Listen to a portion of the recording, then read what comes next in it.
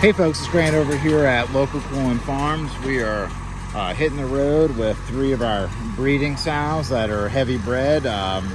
They're about a week and a half to 2 weeks away from having their litters till farrowing.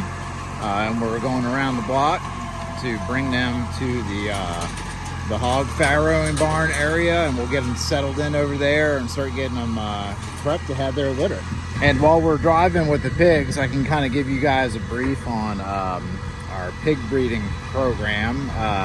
About 8 years ago, we started with some pure Berkshire stock, and then we crossed in some Tamworth, and then we crossed in a Hamp cross boar. And then, you know, throughout all this time, we also kept back some of our own boars.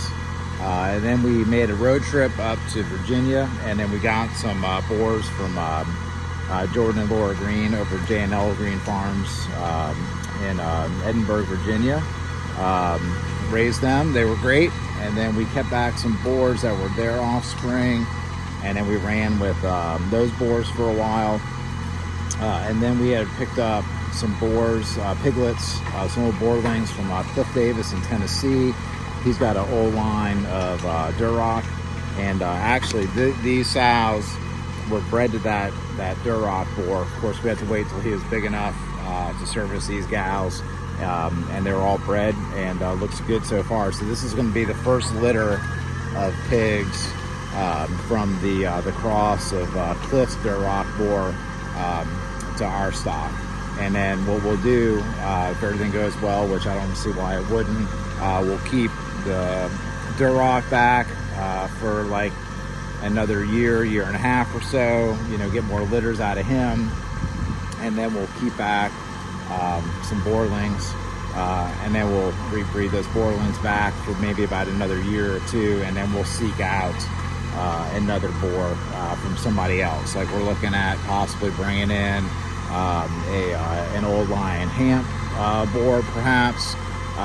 You know, we'll see, but we are gonna, basically what we're after is we want some of the older line production pigs, you know, so the Hampshire, the Berkshire, you know, the Tam, you know, we'd be fine with Old Spot, the Duroc, you know, like every kind of stuff in that category. But we want to source them from folks who are doing, you know, an outdoor model, right? And so like we would never go out and buy like Berkshire stock from a CAFO. CAFO is a confined animal feeding operation.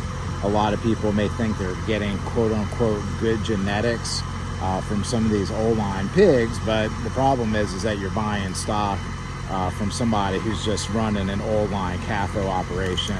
And if you're going to a outdoor operation, you're not really getting the genetics, and if you want to look into epigenetics, you're not getting that stuff out of it. So we're only going to source pigs from folks who are doing outdoor production and outdoor breeding. So that's what our program is like. All right, we got the sows dropped off. We got them out of the trailer. We got them to this little paddock that we just made up with single strand hotline around this area. And then we're at the back end of the farrowing shed. They're checking out their digs.